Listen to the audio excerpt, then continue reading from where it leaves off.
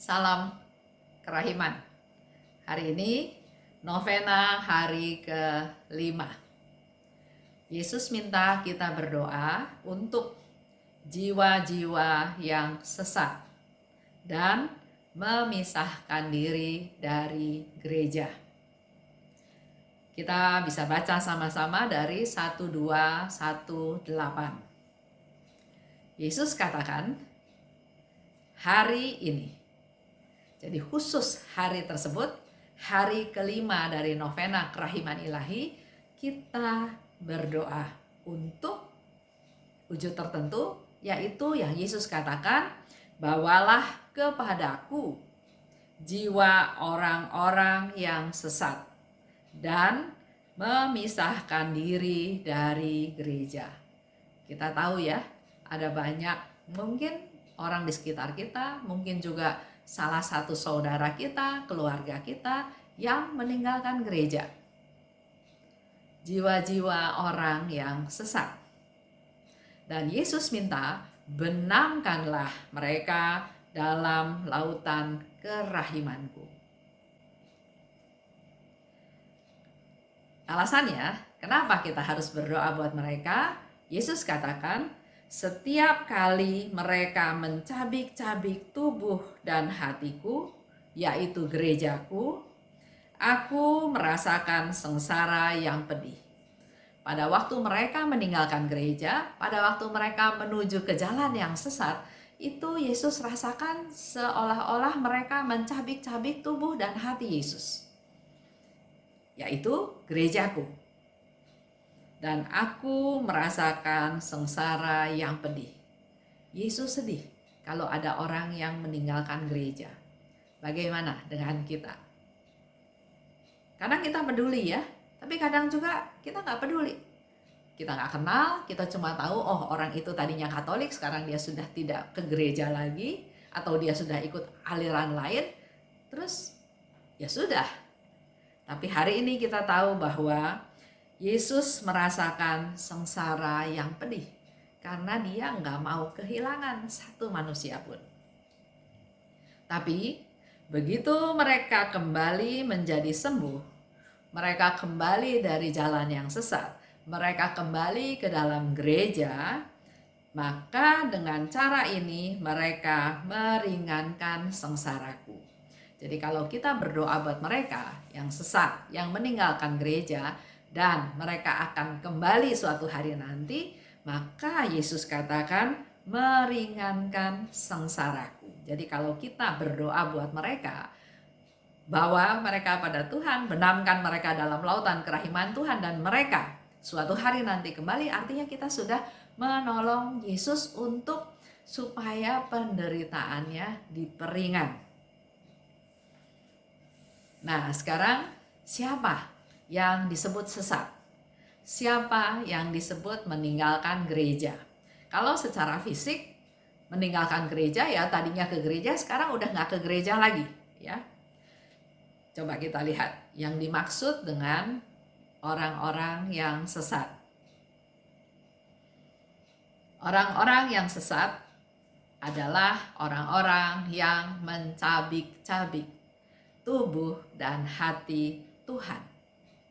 Jadi kalau ada di antara kita berbuat dosa, mencabik-cabik tubuh dan hati Tuhan, kita sudah termasuk golongan orang yang sesat.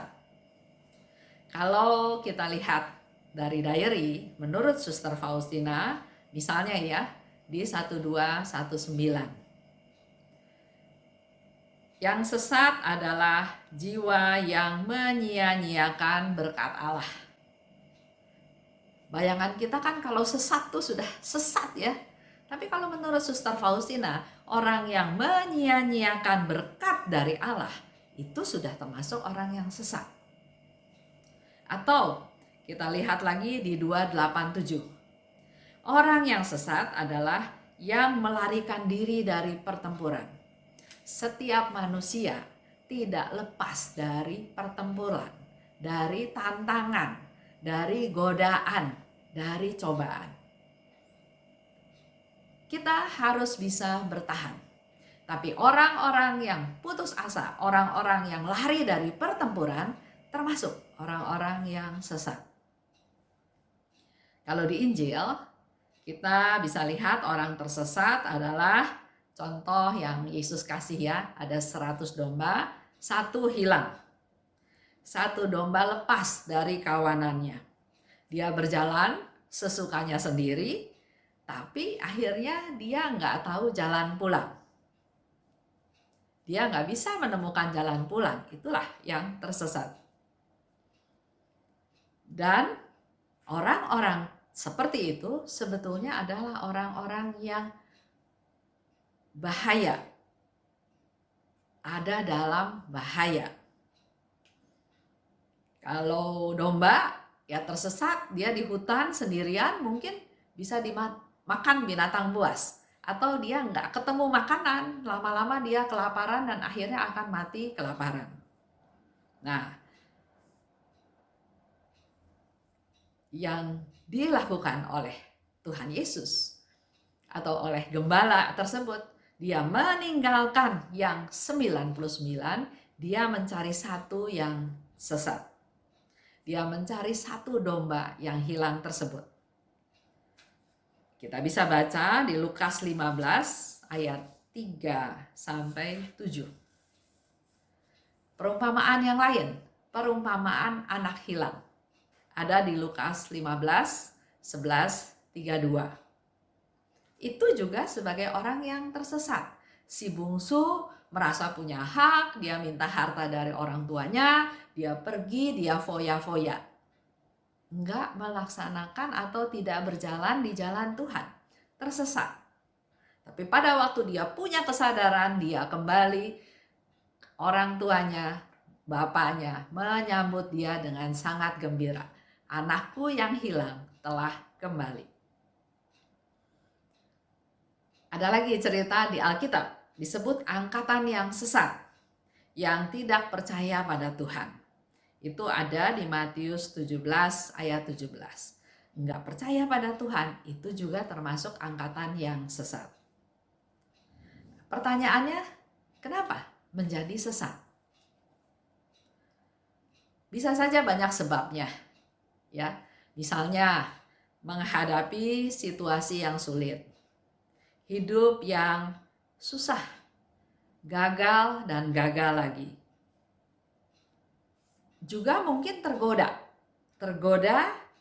oleh bujukan si setan. Ngapain ikut Tuhan, miskin terus, sudah ikut saja saya, nanti saya kasih kekayaan dengan segala macam tawaran. Orang pintar lah, pergi ke gunung tertentu ya, atau ikut aliran tertentu, jalan pintas. Nah, dia meninggalkan Tuhan, dia mulai tersesat. Pertanyaannya, bagaimana supaya tidak tersesat? Karena godaan itu ada di mana-mana. Contoh ya, saya ada teman bercerita, karena masa pandemi, karena usaha juga nggak jalan dengan baik, ada tawaran untuk ikut trading ya, trading dengan robot-robot. Di situ ada grafiknya, ada penjelasannya, ada analisanya, di mana kemungkinan untuk rugi itu kecil sekali. Jadi kemungkinan untungnya lebih besar. Waktu itu saya ditawarkan seperti itu. Pertama, saya memang nggak tertarik dengan saham, nggak tertarik dengan hal-hal seperti itu ya. Dan juga saya pikir udah tua, males lah ya, mau pikir lagi lebih panjang lagi untuk lebih menganalisa dan lain-lain. Dia bilang nggak usah menganalisa. Dan yang bahayanya adalah yang menawarkan itu adalah teman-teman baik kita, sahabat-sahabat kita. Tapi saya tetap putuskan, saya nggak ikut. Tapi saya juga nggak larang mereka, karena saya nggak tahu juga masa depannya bagaimana ya tentang robot-robot tersebut. Tapi kalau dilihat evaluasi lagi, sesuatu bisnis yang nggak reasonable dalam tanda kutip, ya maksudnya nggak reasonable keuntungannya ya, caranya, itu pasti ada yang jadi korban. Mungkin bukan dia yang nawarin ke saya, tapi pasti suatu hari nanti akan sampai ke titik di mana kalau bisnisnya MLM, bawah-bawahnya itulah yang akan jadi korban. Nah, kenapa kita mau bisnis itu? Gampang, untungnya cepat, dapat uangnya banyak. Dalam tanda kutip, ini sudah bisa disebut sebagai sesuatu kecenderungan menjadi sesat. Karena tanpa kita sadari, kita akan merugikan downline kita. Menurut saya ya, saya nggak masuk ke dalam bisnis itu, jadi saya nggak tahu persis. Tapi dari cerita teman-teman, setelah sekian bulan, banyak yang bercerita, banyak yang bangkrut, banyak yang kehilangan uang besar gara-gara permainan tersebut. Ya ini hanya sekedar contoh ya, contoh. Jadi kalau menurut Suster Faustina, untuk tidak menjadi sesat, selalu berusaha bersatu dengan Tuhan dalam situasi apapun. Mengandalkan Tuhan, berdoa pada Tuhan, bertanya pada Tuhan, mohon persembahkan apa yang dia mau lakukan kepada Tuhan. Kalau masih ingat ya, Suster Faustina pernah pagi-pagi dia datang ke kapel, dia katakan ingin menyapa Yesus di kapel. Dan juga membarui niat dia hari tersebut. Kalau kita dekat dengan Tuhan, bersatu dengan Tuhan, mengandalkan Tuhan, kita pun bisa bercerita. Dan pasti tidak sesat kalau kita bersatu dengan Tuhan. Itu ada di 457. Itu sedikit cerita tentang jiwa-jiwa yang sesat dan meninggalkan gereja. Kalau meninggalkan gereja, ada juga yang mungkin sakit hati ya sama anggota gereja, atau juga mungkin sakit hati dengan romonya, atau ya banyak hal ya. Tapi mereka perlu didoakan. Karena seperti tadi saya umpamakan, kalau mereka tersesat, mereka pergi ikut jalan mereka sendiri dengan kemarahan, dengan kesal, dengan dendam, mereka nggak bisa pulang, nggak punya jalan pulang, nggak tahu jalan pulang. Akibatnya bisa kelaparan, bisa mati, bisa dimakan binatang buas, bisa dimakan oleh ya orang sekeliling dia yang mungkin berniat jahat. Karena tetap ingat, selalu ingat, si jahat selalu mengamati kita. Kapan orang-orang ini bisa menjadi mangsa saya? Nah, oleh sebab itu kita perlu terus mendekatkan diri pada Tuhan supaya kita tidak menjadi sesat.